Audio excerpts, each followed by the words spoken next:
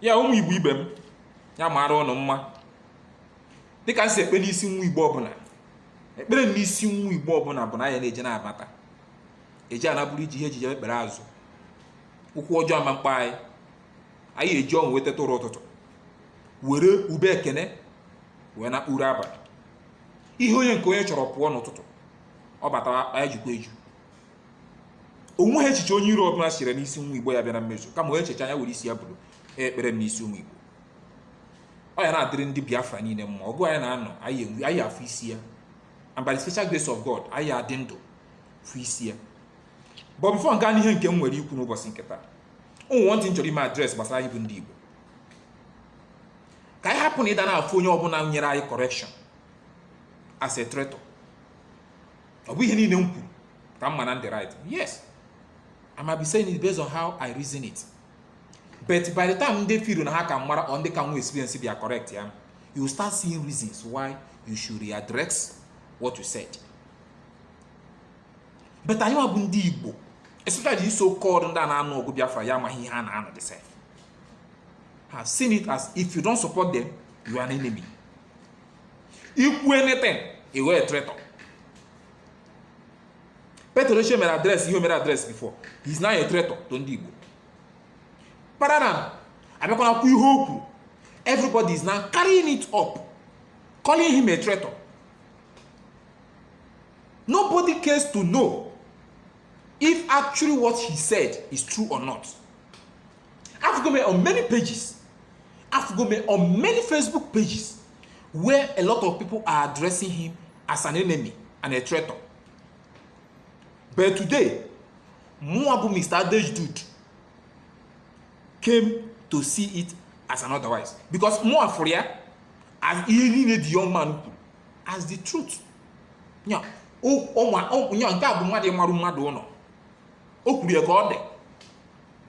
Because we in the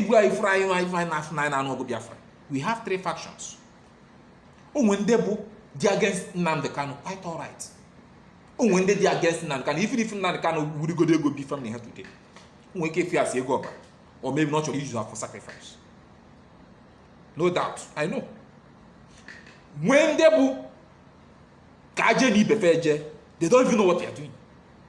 Just because they are looking up to this person. For that, is what they will do. Sorry. Without minding whether or not Obusuku here in favor, Obusuku here below Biafra. But because they look up to that person, for that, whatever he said is the correct one. No, more simba. If you hear is the typical truth. Just like he heard that is complete typical truth. Believe it or leave it. We have three factions, like I said earlier, that are fighting for this Biafra, which is confusing. A believer in Nigeria go a zoo. Nigeria might be terrorizing people. Yes, our leaders might be so selfish and so devilish, but that doesn't make a Nigeria a zoo. Just like he said, how can you be calling Nigeria a zoo and outside the country? When you now have problem, you will start calling Nigerian embassy to come and interfere. It doesn't make sense. If you don't regard me as a human being, then you shouldn't look for my help. That's just the truth. So I don't support anybody that is calling Nigeria a zoo, because I'm still a Nigerian. Though I'm fighting for Biafra, but for the fact that Biafra is not yet, I'm still a Nigerian. So that's more reason why you should address it as a country. Sometimes it's kind of reasonable.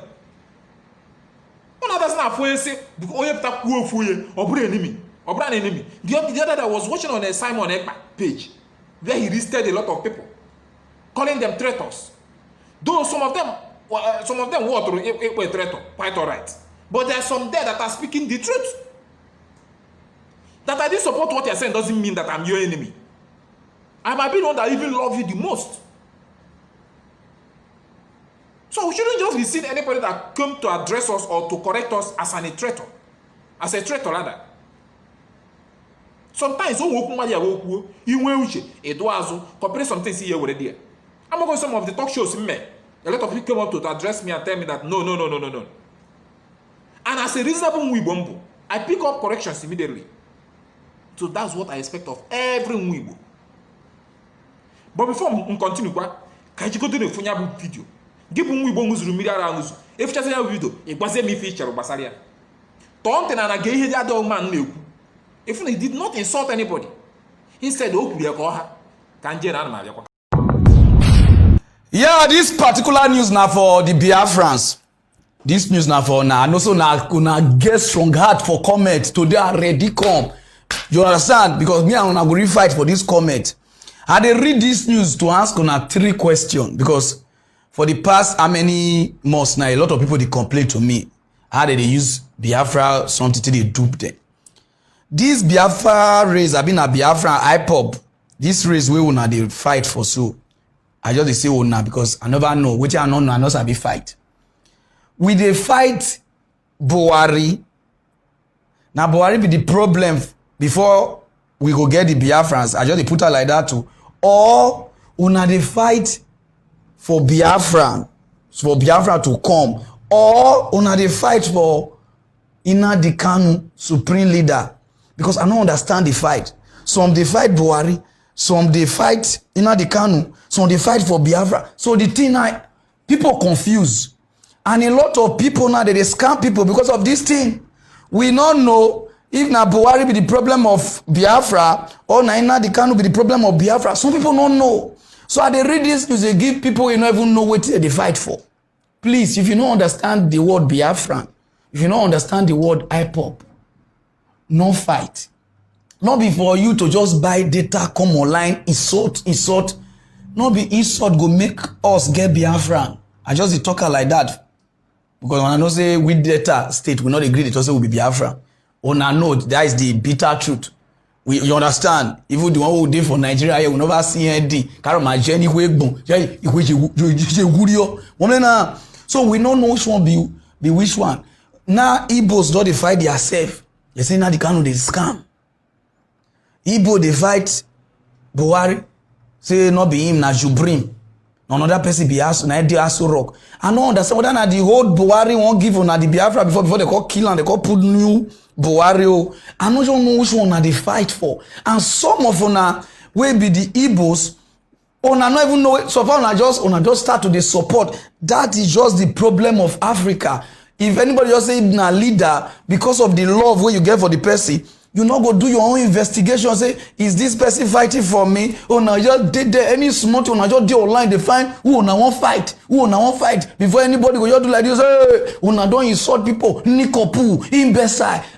Now that insult now go make una get the Biafra. Or I not just understand because even the Biafra is now now wavy. You understand? The major big men for Igbo land. We go fight for this fight. All of them quiet. You will never show belleful. Everything you did there. They shout, hey, we are not Nigeria, we are Biafra. And any small thing, they don't move on for any country. You don't shout, Nigerian embassy is not working well. Nigerian embassy is not working well. And you forget, say, they don't say you are not in Nigeria. That is the problem. Even some country, I don't know how many people they inside their country. Because some people they say they be Biafra, some people they say they be Nigeria, some people so even the country self confused. Those are the problem where una they get now for another country. Now let me read this news because you know say I know they dey one side. The problem una they get for Indonesia, now one of the problem be that because Indonesia immigration don't know say una so not be Nigeria. So now they don't they move for now they collect money from una zone and visa don't expires. Someone now got the shout. Nigeria government they kill us. So Nigeria embassy is not talking. And some of them are born on a passport. They come online. They shout. We are not Nigeria. Nigeria is a zoo. And if they never hold on immigration, never hold on. They shout. Nigeria embassy is not. I'm confused with you. They confuse me. And also I go verse for me, but I need to tell you the truth. What are you really fighting for? Because some of them don't even know what you're fight for. Because you just see one of your elder brother face that road, you just start to face. What are you fighting for? Nnamdi Kanu, they really fight for Biafra. You don't ask yourself, or Biafra go really exist. You don't ask yourself, or Buhari na be the, you understand, na be the problem. Those of them don't know Buhari na be this, na be the problem. Na be the problem. Some of them don't even know which one be on a problem. Una June just if they just say they insult Biafra for anywhere, una don't come. Una do dey insult, una can insult online. You if you wan blow for this life, just insult Biafra. The comment, only they go help you share your video. Only they go even do video to attack him because this is what they do. So they go reply me different way. But if you get sense, you understand what they talk. So nobody owe you not to go your Biafra, but fight the fight well, because this Biafra fight, it dey affect some people wey no wan go. You don't understand that now, because the Indonesia fight, Malaysia fight, all those kind of problem wey we dey get. So some of them are because of some people say they not be Nigeria. Say Nigeria is a zoo, born passport, and now when police don't owe you, you go to the nation say, man, in Nigeria, you are confusing the country immigration. Which one is which? So I ask una the question, who are you fighting for? You dey fight for Biafra, or you dey fight Buhari, or you dey fight for this thing? Which one you dey fight for? We'll go straight to the news when I like una verse there. Time. Did you see it? Did you see it? Gbam nkịta ka okwu ebe onye asị kwuo okwu kwugide ndị Igbo. On ndị Igbo, the three factions, some of them are fighting for this one, some are fighting Igbo, some of them are fighting, which is true. Oh, when they join the Biafra today, just because they hate Nigeria. When they join the Biafra today, just because they want to regain freedom for their children and unborn children. When they not join the Biafra today, just because they see Nnamdi Kanu as a superior. You have to identify where you belong to. And by the time you look at these three sets, if you know all the confusing, that means we are not even actually fighting for one thing.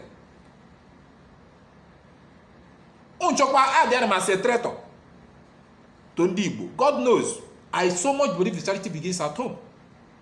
Africa man Igbo nanya. Anyway, there is some few people now I don't know about my threat or who have Igbo nanya carry more. Africa Igbo nanya because I'm a MBC. I represent Igbo wherever I go. But because I'm saying the truth, for that you want to turn me as a traitor. That is to your own pocket. Because I know majority of Igbo free hand as Ezioku. I'm okay. That one person condemn me doesn't remove anything from my body. So odoro no mma. Ona anata. Odoro no mma. Ona anata. As ndị onye ọbụla na-adụ n'ọdụ na. Onye pụta kwuo okwu o wee nemi. Ekwuo na m nke m. I'm waiting. Probably why they haven't included me was probably because I don't have much followers. By the time they know that maybe by the time I have thousands of people now, they will definitely add me as a traitor. But before then, yeah, they run on I'm just one.